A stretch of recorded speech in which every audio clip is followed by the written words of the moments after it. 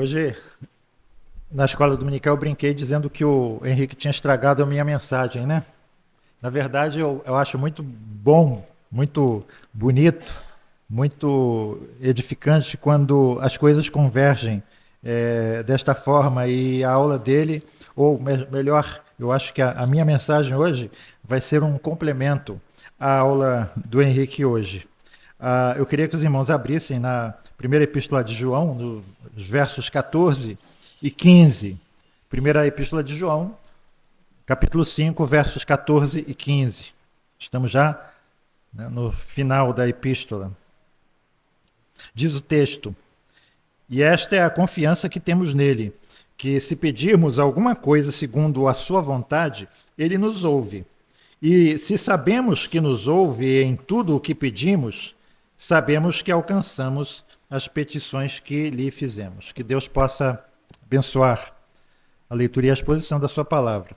Irmãos, a partir desses dois versículos, nós temos aqui o que podemos considerar como um pós-escrito do apóstolo João aos seus leitores, né? João, no versículo anterior, no versículo 13, já havia nos apresentado as razões de ter escrito a sua epístola e, vamos dizer, dando a epístola, por assim dizer, como concluída. Mas parece que ele deve ter logo em seguida sentido a necessidade de escrever esse pós-escrito para acrescentar algumas aplicações ao ensino dele. E a sua primeira aplicação é sobre a confiança na oração. E esta é a confiança que temos nele. Em outras palavras, esta é a confiança que podemos ter ao nos aproximarmos dele, de Deus.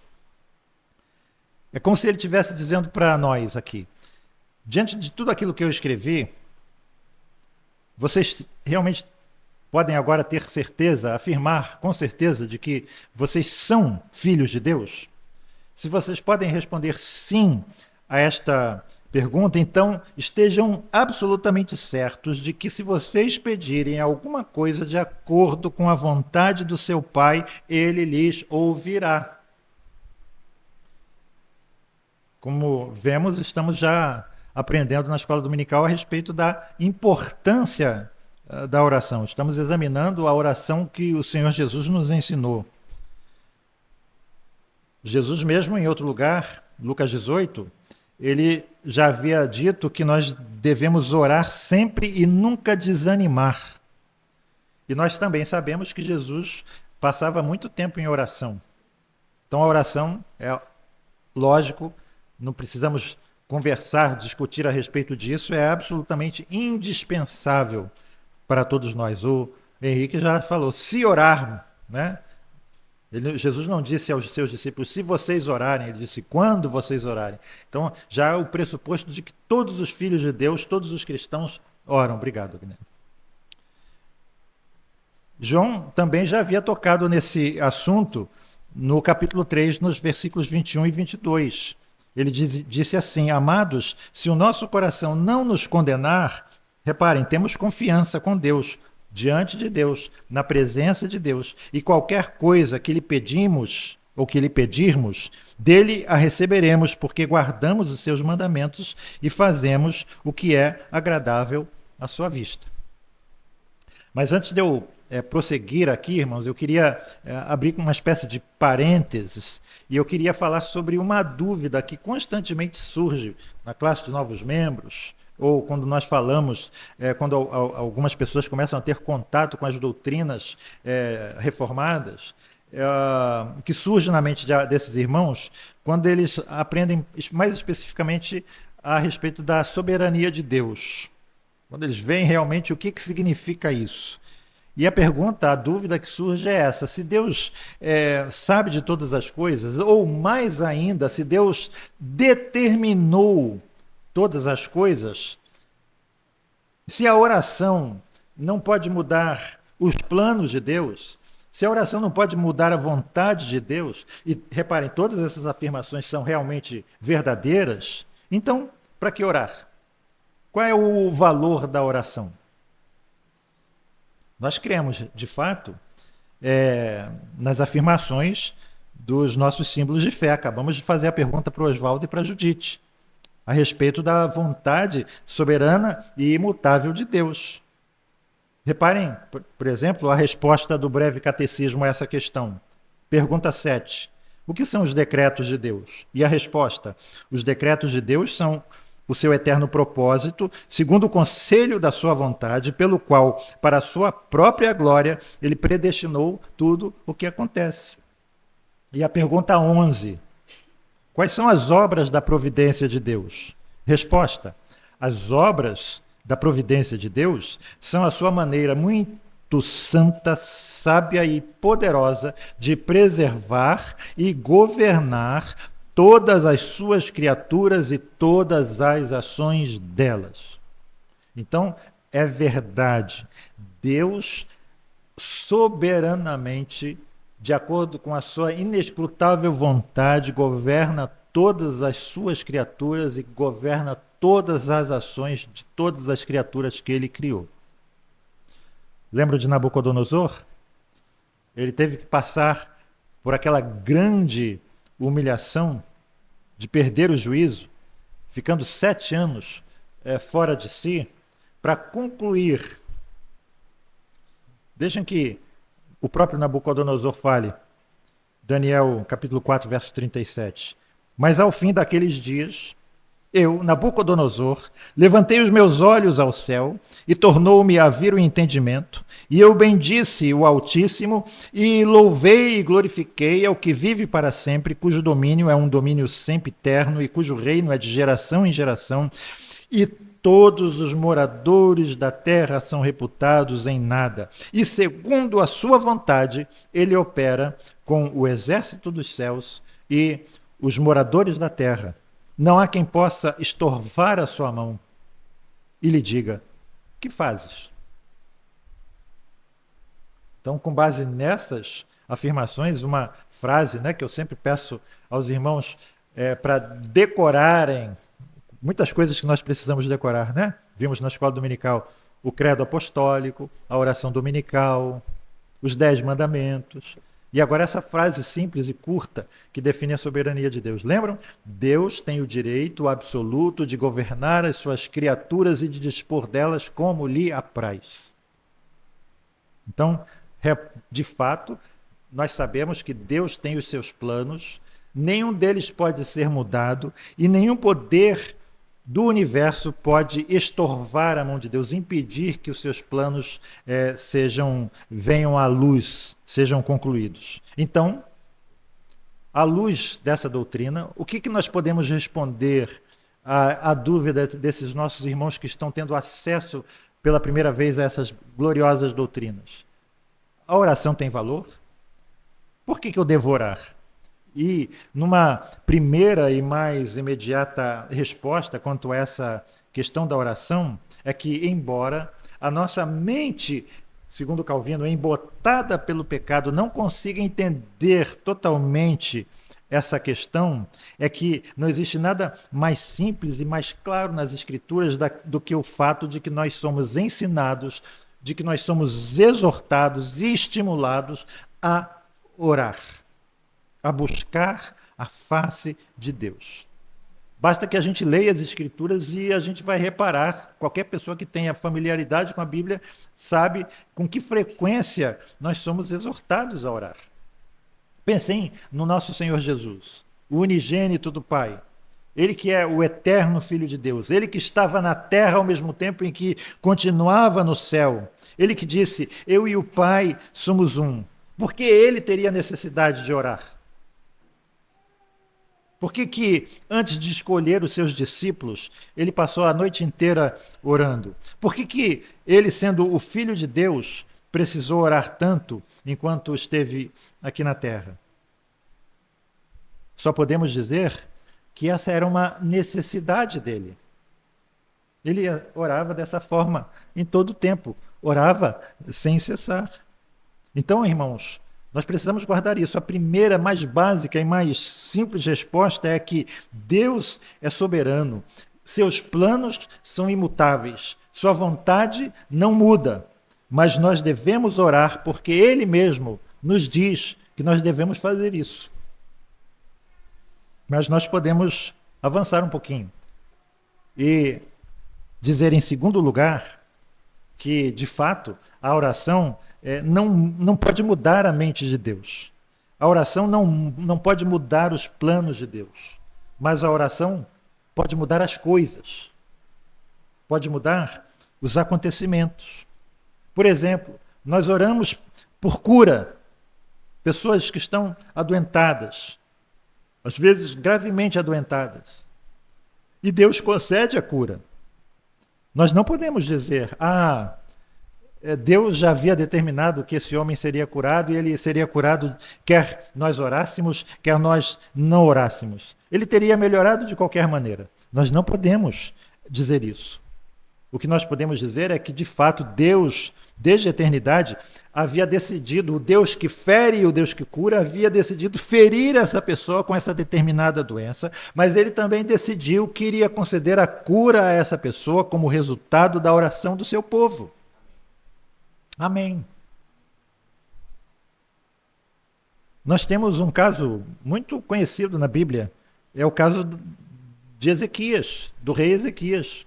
Ele caiu doente e o profeta Isaías disse a ele, Deus diz a você, ponha as suas coisas em ordem, porque você não vai sarar, apronte-se para morrer. E o texto diz que então Ezequias virou o rosto para a parede e orou. E enquanto ele estava orando e chorando, Deus ordenou a Isaías que voltasse a falar com Ezequias o seguinte, eu, o Senhor, o Deus do seu antepassado Davi, escutei a sua oração e vi as suas lágrimas. Vou deixar que você viva mais 15 anos. Deus feriu Ezequias. Deus planejou desde a eternidade que iria ferir Ezequias. E Deus planejou desde a eternidade que Ezequias iria orar. E que, como resultado da oração de Ezequias, ele daria ao rei Ezequias uma sobrevida de 15 anos. Por que Deus faz essas coisas, irmãos? A vontade dele é inescrutável. E a gente ousa prescrutar? O conhecimento dele é insondável e nós tentamos sondar? Se ele não nos revelar, nós não sabemos. Mas aqui nós temos uma das possíveis respostas. O próprio Ezequias responde, no capítulo 38, verso 17 de Isaías, ele diz assim, o rei Ezequias, eu sei que foi para o meu próprio bem que sofri tanta aflição. Dor real, aflição real, angústia real, não são coisas agradáveis pelas quais nós passamos. Mas ele diz aqui, foi para o meu bem que Deus fez isso. E ele continua, mas tu me salvaste da morte, pois perdoaste todos os meus pecados. Irmãos, é uma coisa interessante aqui, eu fico cá pensando, que bom que Deus concedeu a Ezequias mais 15 anos de vida, né? Quem não gostaria de orar e receber mais 15 anos de vida? Sabe quantos anos Ezequias tinha quando caiu doente? Alguém sabe? 39. 39. E Deus concedeu a ele mais 15 anos. Então, ele viveu até quantos anos? 54. 54. Já pensou se, por exemplo, o Agnello, que está fazendo o aniversário hoje, 51, Deus tivesse dito a Agnello, né, aos 39, Agnello, eu te concedo mais 15 anos de vida. Não é muito bom saber, né, que você tem mais 15 anos de vida. Faltam 3. Agnello está lá forte, vigoroso. Né? Quantos de nós já passou e muito dessa idade? Reparam como as coisas às vezes devem ser colocadas nos seus devidos limites? As pessoas viviam muito pouco no passado. E isso foi uma graça, não importa. Como diz o hino, né? Meus dias sejam curtos ou compridos, passados em sombra ou luz, em alegria ou tristeza, é tudo bom, se vem do teu querer. Mas o que importa é que Deus está presente aqui, respondendo às orações. Você ora pela salvação de uma pessoa querida, às vezes, durante tantos anos, e finalmente ela vai a Cristo. Você não pode dizer, ela já estava predestinada para a salvação e isso teria acontecido mesmo que eu não orasse. Nós não podemos dizer isso. Deus, que determinou a salvação dessa pessoa, também determinou a oração do seu povo como meio para que aquela salvação fosse efetivada.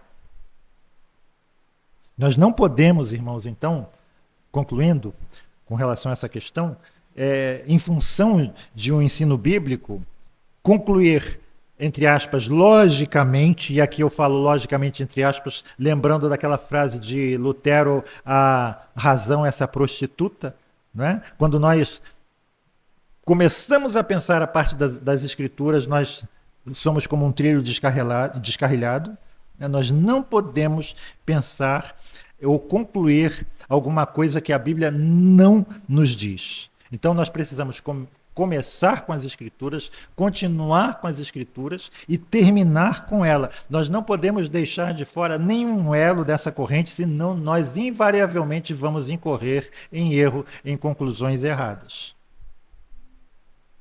Eu tenho uma historinha jocosa com relação a essa questão, que é um homem que estava caminhando por uma linha férrea, foi atravessar a linha e o pé dele resvalou e ele ficou preso entre o trilho e o dormente. Conhece essa história?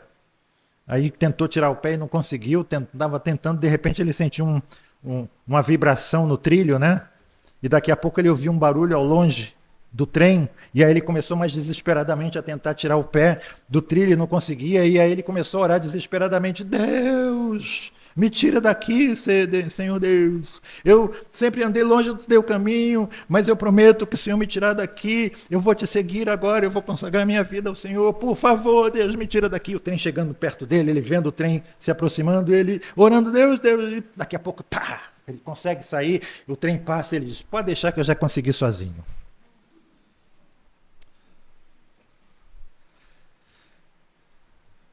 Exatamente. Na vida prática, frequentemente nós podemos pensar nessas coisas. Pensar assim, não tão claramente, não tão objetivamente, mas inconscientemente nós andamos dessa forma. Então, lembre-se disso. O plano de Deus não estabelece somente os objetivos, mas também os meios pelos quais esses objetivos são atingidos. E Deus, em sua infinita sabedoria, determinou que irá executar certas coisas da sua vontade em resposta às orações do seu povo. O apóstolo Paulo escreveu assim aos Filipenses, estamos estudando, verso 19 do capítulo 1. Pois eu sei que por meio das orações de vocês e com a ajuda do Espírito de Jesus Cristo, eu serei posto em liberdade. Então esse é o modo como Deus decidiu fazer as coisas. Deus poderia fazer de outra forma? Sim, poderia. Mas ele decidiu fazer a mim e a você cooperadores da sua obra por meio das nossas orações. E assim, fechamos o parênteses e vamos prosseguir aqui, irmãos, para olhar para um princípio poderoso que podemos aprender nesses 2 versículos. O princípio é o seguinte: se você realmente quer ter verdadeira confiança na oração, você precisa ter essa convicção de que Deus ouve você. É o que João afirma aí. Ele nos ouve. O autor de Hebreus, no capítulo 11, ele expressou esse princípio da seguinte forma: ora, sem fé, é impossível agradar a Deus, porque é necessário que aquele que se aproxima dele creia que ele existe e que é galardoador dos que o buscam. Tiago 1,6, escrevendo sobre a questão da sabedoria, que nós precisamos orar a Deus para obter essa sabedoria que vem do alto, ele acrescenta: peça-a, porém, com fé, em nada duvidando, porque aquele que duvida é semelhante à onda do mar, impelida e agitada pelo vento. Não suponha esse homem que alcançará do Senhor alguma coisa. Então, guardem isso. Ele nos ouve. E esse, irmãos, é um antropomorfismo muito especial, muito precioso. Ele é cheio de significado. Significa que os ouvidos de Deus estão abertos aos seus filhos com interesse naquilo que nós estamos pedindo a Ele. O que João quer dizer é o seguinte: se nós temos a vida eterna, se nós somos filhos de Deus, nós podemos ter certeza de que Ele está pronto, disposto a nos ouvir. Isso é repetido na Escritura Sagrada. Provérbios 15:8. O sacrifício dos ímpios é abominável ao Senhor, mas a oração dos retos é o seu contentamento. E no verso 29, o Senhor está longe dos ímpios, mas a oração dos justos escutará.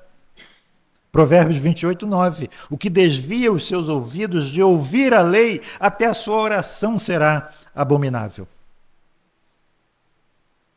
Mas a oração dos justos, ele escuta. O cego que foi curado por Jesus em João 9, esse cego sabia perfeitamente desses textos. Depois dele ter sido curado, os fariseus disseram a esse cego o seguinte: este homem que te curou, Jesus, é um pecador.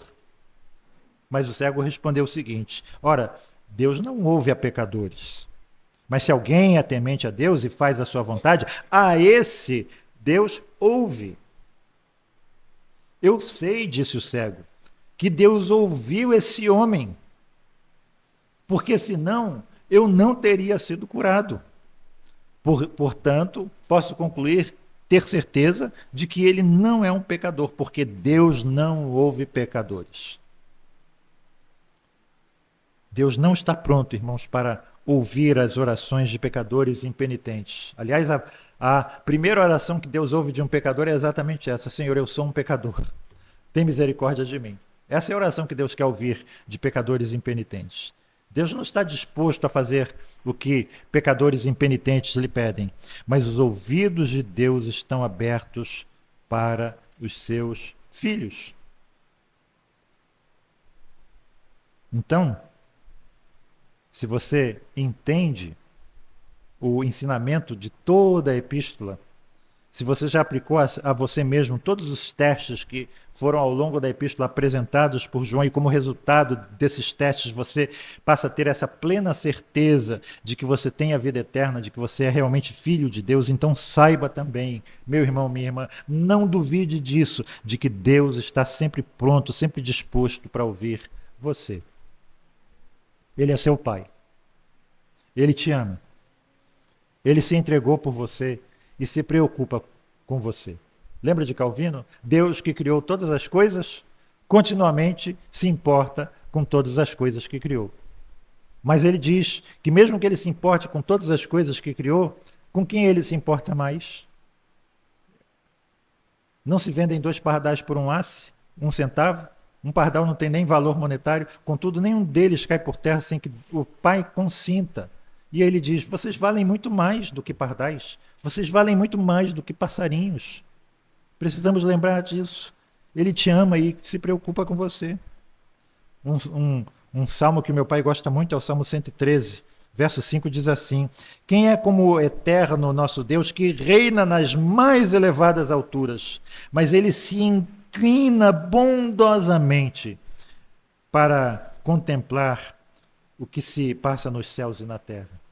Ele levanta do pó o necessitado, ele ergue do lixo o pobre, a fim de estabelecê-lo como príncipes do seu povo. Ele oferece uma família à mulher estéril e dela faz uma feliz mãe de filhos.